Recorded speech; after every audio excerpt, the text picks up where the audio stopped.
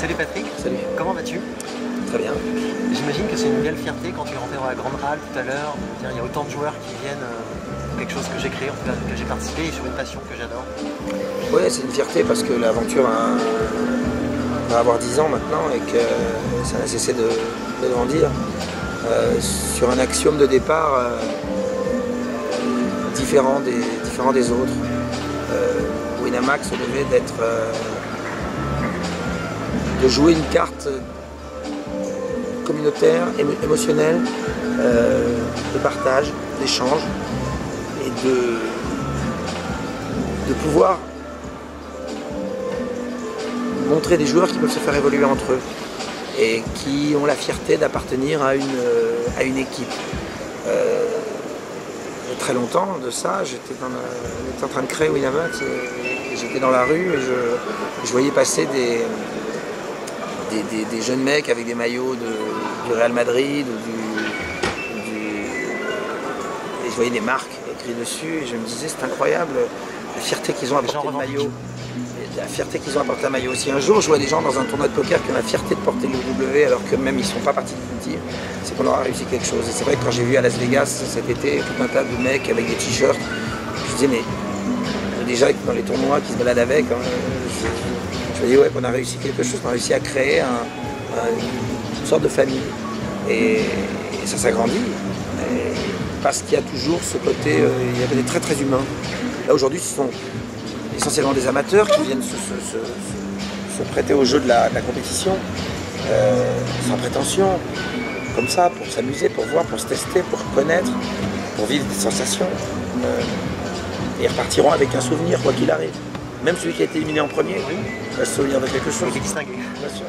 Tu te souviens justement, tu te parlais il y a 10 ans, mais avec les cofondateurs, comment ça se passe? C'est un coup de fil, on doit se réunir, il faudrait qu'on se voit, on a un projet? Non, ça a été très rapide. Ouais. Tous les sites de poker me faisaient la cour. D'accord.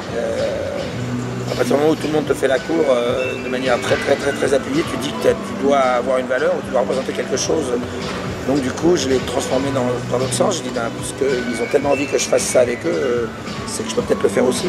Donc je suis allé voir Marc Simoncini, qui avait créé Mythic.fr, qui connaissait rien au poker, et qui lui connaissait Alexandre Rose et Christophe Chamine, qui lui avait parlé un jour d'un projet de création de site de jeux en ligne. On s'est rencontrés le jour même, à 19h et à 21h, on a tapé dans la main et on a commencé l'aventure. C'est simple l'entrepreneuriat finalement des fois? C'est souvent très simple de commencer, c'est beaucoup plus difficile de durer. Et là, vu la manière dont ça continue, ça perdure, c'est vraiment une joie. Il y a une équipe de tournage qui t'a suivi un peu dans les coulisses du WPT, c'est ça? De Las Vegas? De Las Vegas. Ah non, du World Series, championnat du monde. C'était un désir, comment ça s'est passé? C'est flippant un peu. Ouais.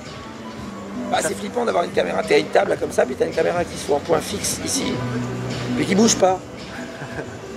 Et puis une qui est derrière toi, puis qui bouge pas, et donc tous tes moments sont scrutés, et tu n'as pas forcément envie, et c'est là où intervient l'intérêt du jeu, c'est que tu n'as pas forcément envie d'être scruté sur des moments où tu es en faiblesse, où tu n'es pas bien, où tu n'as pas envie d'être bon, comme tout le monde dans la vie.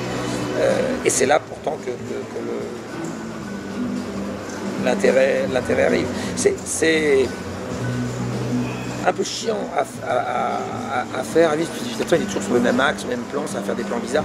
Puis à l'arrivée avec le montage, puis on te montre ensuite les images, puis tu dois les commenter pour aller dans ce que ton esprit a vécu à ce moment-là. Il faut essayer de se souvenir avec le plus de justesse possible de ce qui était le sentiment du moment. Et ça, j'ai bien réussi à le faire parce que je les ai enregistrés même pas un mois plus tard. Donc je me souvenais à peu près de toutes les situations. Parfois, il y a des mains dont je ne me souvenais pas. Et ils ne les avaient pas filmées, donc je ne sais pas ce que j'avais. Mais tu bluffes ou tu bluffes pas, je ne sais pas. Je me souviens plus si je bluffe pas, je me souviens plus. Mais ouais, ça a été intéressant, puis c'est vachement suivi, j'ai l'impression. Oui. C'était quoi l'ambition? C'est de démocratiser encore plus, de montrer un peu les coulisses? Il n'y a aucune ambition à faire ça. Non. C'est un projet qu'ils avaient initié avec d'autres joueurs. Dans la tête d'un pro, c'est un des programmes de Winamax. Et ils m'ont demandé si je pouvais le faire.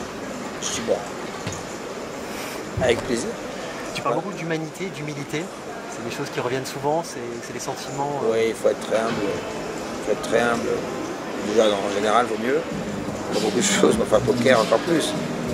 Poker, il y a une donnée aléatoire qui vous permet aucune certitude, on peut avoir une confiance en soi sur un laps de temps précis à une table, parce qu'on a pris possession de la table, parce qu'on a pris, on a mesuré à peu près les profils, la personnalité de chacun, et on a installé on a imposé une autorité. Donc il faut en profiter à ce moment-là et avoir une certitude. Il faut être très aux aguets de la bascule qui se fait instantanément et de se remettre en question. Ça, c'est pendant une partie, mais globalement sur un parcours, on sait que rien n'est jamais acquis, qu'on met son titre en jeu tout le temps et qu'on apprend tous les jours, qu'on apprend. Et au contact de gens passionnés, on apprend encore plus vite. Et le poker est un puits de gens passionnés. Les gens arrivent souvent très jeunes d'Internet, ils ont appris beaucoup, ils ont joué des millions de mains, ils arrivent en dur, ils essaient de créer des nouvelles stratégies, de nouvelles choses. Si on considère que sa technique est la bonne et qu'on n'a pas joué depuis 20 ans, on joue très bien au poker et qu'on n'a rien à apprendre, on vole en éclats. Bien sûr, ouais. Par quelles sensations vont passer les joueurs qui sont derrière toi sur la durée, l'adrénaline, l'excitation, la déception, ouais. Est-ce que tu te mets à leur place? Ouais, c'est déjà sympa d'être là parce qu'ils se sont qualifiés, c'est pas facile d'être là. Ensuite, ils veulent tenir. Donc soit ils vont bien jouer et tenir, bien jouer et pas tenir, c'est-à-dire bien jouer et avoir ce qu'on appelle un bad beat, alors une très mauvaise rencontre. Et là, ils sont très frustrés en général. Soit mal jouer et tenir, de la chance, soit mal jouer et sauter vite. Voilà, mais ils auront de toute façon une frustration. Qu'ils terminent 1800e ou 4e, ils auront la frustration de ne pas être premier de toute façon. Parce que finalement, même quand tu finis 3e, tu te dis pourquoi je ne suis pas dans le 2e ou premier. Et quand tu es en tête à tête à la fin, en heads up, tu te dis ah bah merde, d'être 2e et si ils ne vont pas gagner. Donc au poker, à part le vainqueur, tout le monde peut être frustré. Mais le plaisir du jeu, le plaisir d'être là, le plaisir de partager, ce genre de tournoi, ça l'emporte sur la victoire. Comment tu fais pour passer du registre du poker, du cinéma à la chanson? J'essaie de dormir entre les deux. Ouais. Le montage de mon DVD, je fais toutes les nuits en ce moment et d'être là ce matin parce que ça me fait plaisir de ne pas rater la fête. Et puis je retourne au montage là, dans un quart d'heure. Voilà. Puis ensuite je pars à New York pour les concerts, pour la tournée américaine. Donc la tournée française vient de se terminer, elle a été intense? Intense. Comment, c'est quoi le moment d'après, en disant c'est la fin de la tournée? Il n'y a pas eu d'après pour l'instant, parce ouais. qu'après Lille, j'ai pas eu le temps de retomber de mon nuage. Et que très vite, je suis parti à Londres pour Royal Albert Hall. Là, je tourne un film, je m'apprête à partir pour faire la tournée américaine. Je pense que le 8 novembre, il y aura une petite décompression. Ouais. Je vais rentrer, là, je vais terminer le film que je tourne. Et comment tu gères ces phases d'après, de décompression? Il faut s'en mettre au travail ou il faut le vivre? De toute façon, je me remets au travail tout le temps, et puis moi j'ai des enfants. Bien sûr. Dès que j'arrête de travailler, je suis avec mes enfants, donc là, j'ai pas le temps de redescendre. En fait. Bon, qu'est-ce qu'on peut te souhaiter pour cette aventure Winamax et tes autres projets? Winamax se lance dans une nouvelle aventure qu'est le betting. Donc je nous souhaite de réunir autant de gens et d'arriver à installer encore quelque chose d'un peu différent. Et moi, je suis plutôt content de tout ce qui s'est passé là. Quand les choses se passent très bien, on a une seule envie, c'est que ça dure. Lille, c'était un grand moment? À Lille, c'est le plus grand moment de ma carrière. Ah oui. Tu l'expliques? Tu le rationalises? C'est la cerise sur le gâteau d'une tournée exceptionnelle. C'est les 25 ans de synthèse, de 25 ans de complicité avec un public. C'est mon premier stade. Et en plus, rempli 2 fois. Et en plus 20h50 TF1 et en plus un audimat qui explose tout.